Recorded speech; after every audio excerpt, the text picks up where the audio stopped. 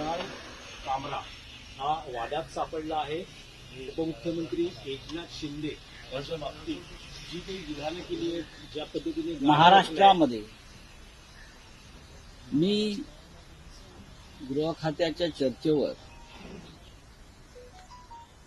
राज्यसभेत जो भाषण केलं त्यात मी असं म्हणालो होतो अमित शहांसमोर की अमित शहानी किंवा या गृहमंत्र्यांनी देशाचं पोलीस स्टेट केलं. पोलीस स्टेट म्हणजे पोलिसांच्या दबावाखाली सुरू असलेलं राज्य. पण महाराष्ट्र हा त्याला अपवाद आहे. महाराष्ट्र हे गुंडा स्टेट, महाराष्ट्र हे गुंडा राज आहे आणि संपूर्ण महाराष्ट्राचा बीड करण्याचा चंग काही लोकांनी मांडला. एक बीड नाही, संपूर्ण महाराष्ट्राचा बीड करण्याचा प्रयत्न सुरू आहे.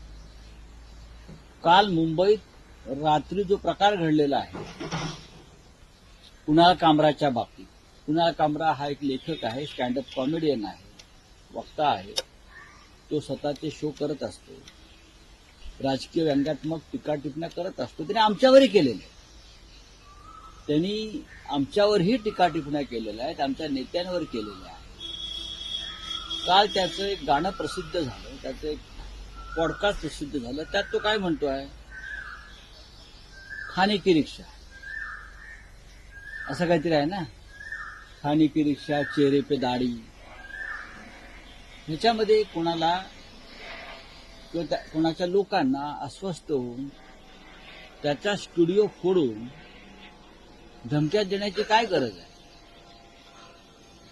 50-60 लोक जातात, हातामध्ये लाठ्याकाठ्या घेतात आणि खार परिसरातील ज्या हॉटेलमध्ये हा स्टुडिओ आहे ते हॉटेल त्यांनी उद्ध्वस्त केलं. या महाराष्ट्राला एक कमजोर गृहमंत्री लाभल्याचं हे लक्षण आहे. माझं देवेंद्र फडणवीस यांना आव्हान आहे की त्यांनी गृह खातं सोडावं. त्यांना झेपत नाही, गृह खात्याचा कारभार त्यांना झेपत नाही किंवा त्यांना काम करू दिलं जात नाही. बीडमध्ये काय चाललंय, परभणीत काय चाललंय, नागपूरला काय झालं, दंगली, आणि आता तुमच्या डोळ्यासमोर महाराष्ट्राच्या राजधानीमध्ये एका पॉडकास्टरचा स्टुडिओ उद्ध्वस्त केला. आणि पोलीस काय झोपा काढत होते तुमचे? पोलीस काय करत होते? या महाराष्ट्रामध्ये सेन्सॉरशिप लादली आहे. काय केलं? आणीबाणी लावली आहे. जर आणीबाणी लावली असेल तर मला स्पष्ट सांगा आम्हाला तुम्ही. हो, या महाराष्ट्रामध्ये आम्ही आणीबाणी लावलेली आहे. कलाकारांना, साहित्यकांना, लेखकांना, कॉमेडियन्सना त्यांचे कार्यक्रम आम्ही टीका टिप्पणी करू देणार नाही, लिहू दिलं जाणार नाही, बोलू दिलं जाणार नाही, हे त्यांनी स्पष्ट सांगावं. माझं देवेंद्र फडणवीसांना एक आव्हान आहे की नागपूरच्या दंगलखोरांच्या संदर्भात त्यांनी सांगितलेलं आहे दंगलखोरांना सोडणार नाही आणि जे नुकसान झालेलं आहे ते दंगलखोरांकडून आम्ही त्याची भरपाई करू. काल रात्री खारमध्ये दंगलखोरांनी जे नुकसान केलेलं आहे त्या दंगलखोरांना तुम्ही सोडणार आहात की नाही, आणि जे नुकसान झालंय ते तुम्ही या दंगलखोरांकडून भरून घेणार आहात की नाही, हा एक सामान्य जनतेचा प्रश्न आहे. महाराष्ट्राच्या राजधानीत तुम्ही गुंडाराज चालवताय.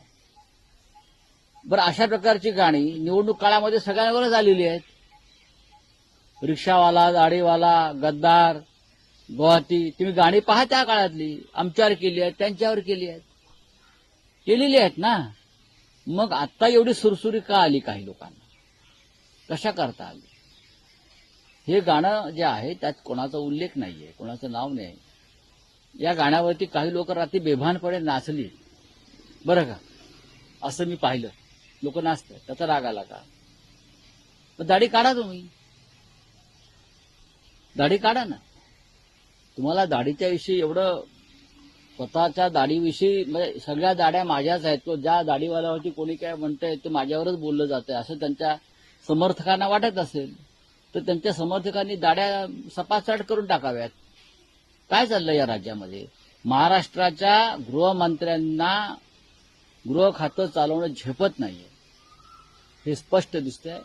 कालच्या घटनेबद्दल मुंबईच्या पोलीस आयुक्तांची बदली व्हायला पाहिजे, ट्रान्सफर व्हायला पाहिजे मुंबईच्या पोलीस आयुक्तांकडून. काय केलं त्यांनी?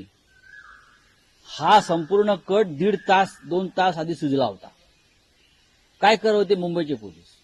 ज्या हद्दीमध्ये, ज्या पोलीस स्टेशनच्या हद्दीमध्ये घडलेला आहे काल प्रकार, त्या पोलीस स्टेशनचे एसीपी, सिनियर पीआय ह्यांच्यावरती ताबडतोब गृहमंत्र्यांनी कारवाई केली पाहिजे. इतका गंभीर प्रकरण आहे. अख्ख्या महाराष्ट्रामध्ये कायदा आणि सुव्यवस्थेच्या बाबतीमध्ये महाराष्ट्राची देशामध्ये अप्रतिष्ठा होते, नाचक्य होते. आणि आमचे गृहमंत्री फिरतायत, भाषणं देत, प्रवचनं देत, इकडून तिकडे तिकडून इकडे. दंगलखोरांवर कारवाई करा आणि काल जे नुकसान झालेलं आहे कुणाल कामराचं, ते दंगलखोराकडून तुम्ही वसूल करा, भरपाई करा. कुणाल कामराला जीवे मारण्याच्या धमक्या येत आहेत, ठार मारण्याच्या धमक्या येत आहेत. सोशल मीडियावर धमक्या दिल्या जात आहेत, तुला सोडणार नाही, तुला ठार करू. हे कोण लोक आहेत? हे कोण? आम्ही धमक्यांना भीक घालत आमच्यासारखी लोक, पण तो कलावंत आहे. त्याला संरक्षण द्या असं मी म्हणत नाही, पण धमक्यात देणाऱ्यांवर कारवाई करा. तुम्ही संरक्षण देणार नाही हे आम्हाला माहिती आहे, पण धमक्यात देणाऱ्यांवर कारवाई करा. बोला.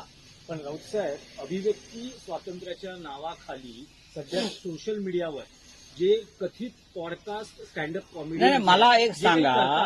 आता कुणाल कामरा आहे, याआधी समय रैना झालं, रणवीर अलाहाबादियावाला झाला, जे काही चाललंय सध्या, म्हणजे विनोदाच्या नावाखाली कितपत म्हणजे सेन्सॉरशिप नको का? तुम्ही आचार्य आत्रे यांचे विडंबन काव्य त्या काळातली वाचली असतील ना? त्यांचे राऊत साहेब, आचार्य आत्रे आणि कुणाल कामरा झेंडूची, आणि समय रैना हे बघा, झेंडूची फुले तुम्ही कविता संग्रह वाचा. राजकीय विडंबन आणि व्यंग हे होतच असतं.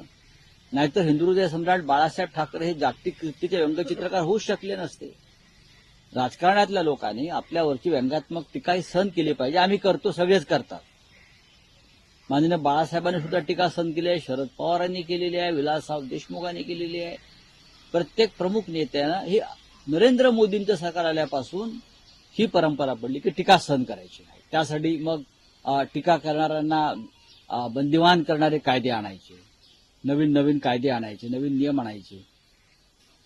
महाराष्ट्रात, देशामध्ये हे यापूर्वी घडलं नव्हतं. आणीबाणीत सुद्धा घडलं नव्हतं. मी तुम्हाला सांगतो, आणीबाणीत सुद्धा या टोकाच्या भूमिका कधी कोणी घेतल्या नव्हत्या. देवेंद्र फडणवीस यांना जर स्वतःची प्रतिष्ठा थोडी तरी सांभाळायची असेल तर त्यांनी कालच्या दंगलखोरांवर तात्काळ कारवाई केली पाहिजे आणि नुकसान भरपाई जी आहे ती त्या दंगलखोरांकडूनच वसूल केली पाहिजे. नाही, पण शिवसेना युबीटी पूर्णपणे कुणाल कामराच्या पाठीशी आहे. अशा प्रकारे पॉडकास्ट करणारे लेखक, पत्रकारांच्या मागे आम्ही आहोत. बघा, मर्यादा पाळल्याच पाहिजे. मग पॉडकास्टर असतील, लेखक असतील, साहित्यिक असतील. व्यक्तिगत टीका टिप्पणी, मग इतके दिवस विधिमंडळात जे चाललेलं आहे ते पॉडकास्टपेक्षा भयंकर आहे. विधिमंडळात जे आमचे आमदार किंवा खासदार ज्या प्रकारची भाषा आणि टीका करतायत कमरेखालची, हे तर कुणाल कामराच्या पॉडकास्टपेक्षा भयंकर आहे. विधानसभेतच हल्ले होतील अशाने किंवा झाले आहेत, ते चालतंय का? त्याच्यावर त्या बंधन आहेत का? त्यांना संरक्षण आहे, ते अभिव्यक्ती स्वातंत्र्य आहे. मग लेखक, पत्रकार, कलावंतांना स्वातंत्र्य का नाही? नाही, पण भूतकाळात शिवसेनेनंही अशा घटना केलेल्या आहेत. मग प्रसारमाध्यमांवर झालेले हल्ले असोत किंवा मग व्यक्ती किंवा नेत्यांवर झालेले हल्ले. मला एक उदाहरण सांगा तुम्ही. सखाराम बँडर संदर्भात हा संस्कृतीचा विषय होता.